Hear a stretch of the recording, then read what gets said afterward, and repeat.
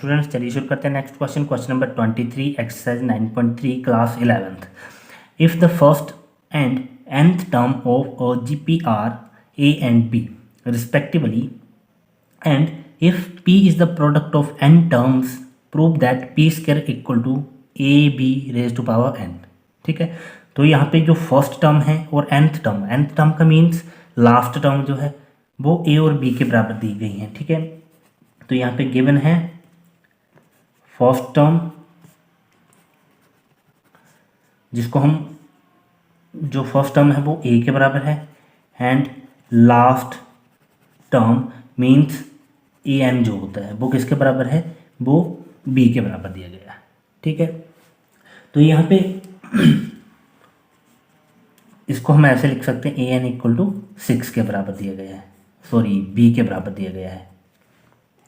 तो हमारे पास जो है जैसे nth टर्म होती है जीपी की, उसका फॉर्मूला होता है a are N minus one. ठीक है, तो यहाँ पे nth टर्म जो है वो a are N minus one जो था वो किसके बराबर है, वो b के बराबर दिया गया है, A N equal to A are N minus one. तो हम इसको ही जो है वो ऐसे भी लिख सकते हैं a are N minus one equal to b.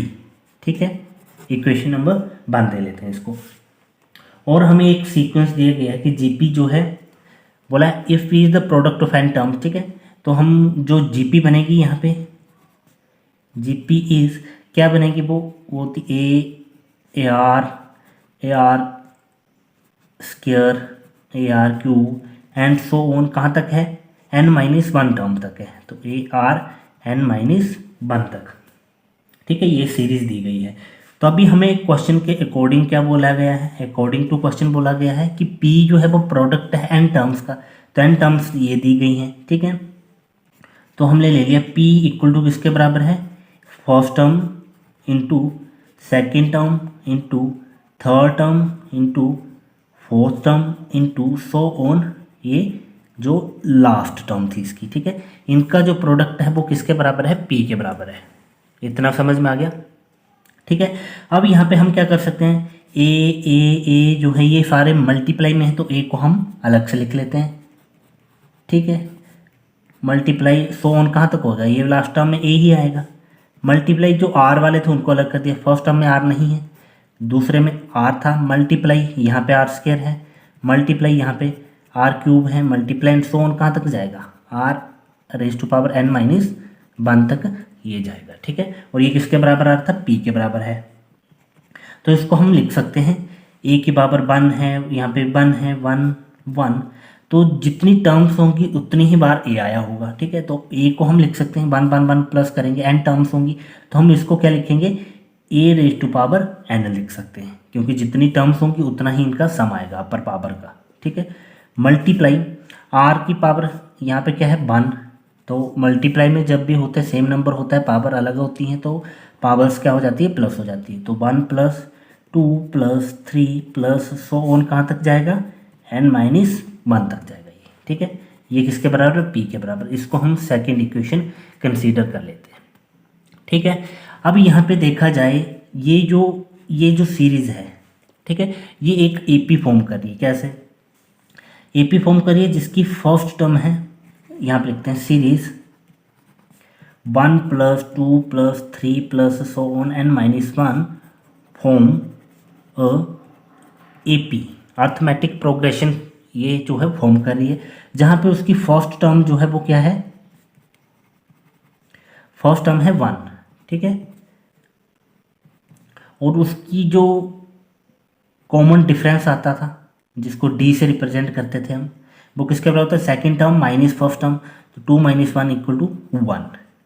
ठीक है, और जो लास्ट टर्म है उसकी वो कौन सी है, n माइनस वन, मीन्स जो n जो होगा यहाँ पे n माइनस वन के बराबर लिया जाएगा। ठीक है, तो पहले हम इसका सम फाइंड कर लेते हैं।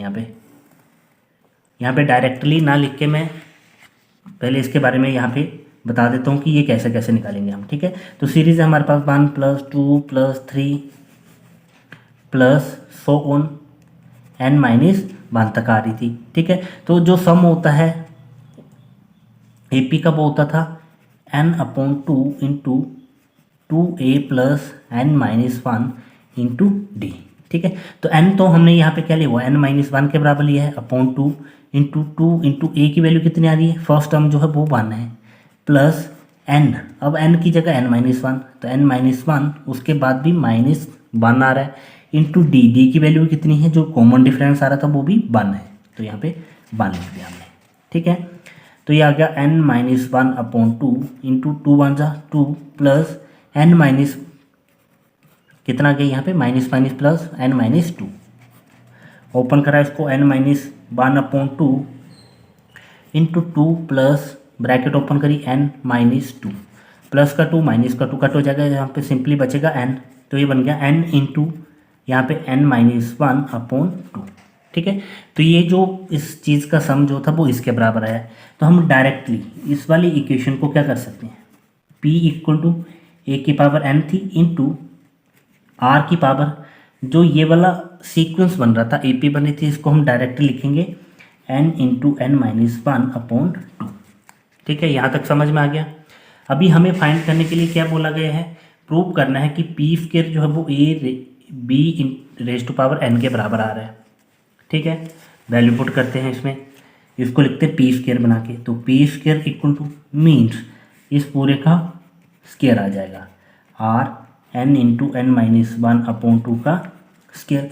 अब ये जो पावर है ये इसके साथ भी है, इसके साथ भी है, सेपरेटली लिख लेते हैं इसको, पी स्क्वायर इक्वल टू ए की पावर n इंटू 2, तो ये बन जाएगा 2n। ठीक है, और यहाँ पे r raise to power n into n-1 upon 2 into ये वाला 2 इसके साथ मल्टीप्लाई, तो ये कट हो जाएगा। ठीक है, तो पी स्क्वायर इक्वल टू ये बन गया a, तो इनको मैं अलग अलग करके लिख लेता हूँ। ठीक है, ए स्क्वायर लिख लूँगा और इसकी पावर n, तो जैसे हमने एक आइडेंटिटी पढ़ी हुई है a raise to power m, उसकी भी पावर n, तो वो होती है m इंटू एन के बराबर। ठीक है, तो हमने इसको डिस्ट्रीब्यूट कर दिया ऐसे करके। ठीक है, और यहाँ पे बचा था r raise to power n into n-1। ठीक है, तो हम क्या करेंगे, r raise to power n-1 power यहाँ पे लिख लेंगे, बाहर n लिख लेंगे। अब इसकी पावर n है, इसकी पावर n है, a की पावर n मल्टीप्लाई b की पावर n, तो हम इसको लिखते हैं a b की पावर n। ठीक है, तो हम इसको लिख सकते हैं a square into r raise to power n-1 और उसकी पावर n, ये हमने दोनों का कॉमन ले लिया। अब इसके बाद पी स्क्वायर इक्वल टू, अब ए स्क्वायर था, इसको हम इसको a इंटू ए ऐसे लिख सकते हैं। ठीक है, इसको डिसोशिएट कर दिया हमने, और r raise to power n-1 और उसकी भी पावर n था, तो यहाँ पे बन गया P square a into r-1, तो ये nth टर्म के लिए फॉर्मूला होता था। ठीक है, तो a और a r n-1, ये जो होल आइडेंटिटी इतनी इसकी वैल्यू क्या निकाली थी हमने। ठीक है, ये लिखा a r n-1 equal to b के बराबर है, तो इसकी जगह पुट कर देते हैं यहाँ पे। ठीक है, तो a into a r n-1 ये आ गया b, और इसकी होल पावर क्या है n के बराबर, और हमें यही प्रूव करना था। ठीक है, तो hence proved. Thank you for watching, channel को सब्सक्राइब कर लीजिए।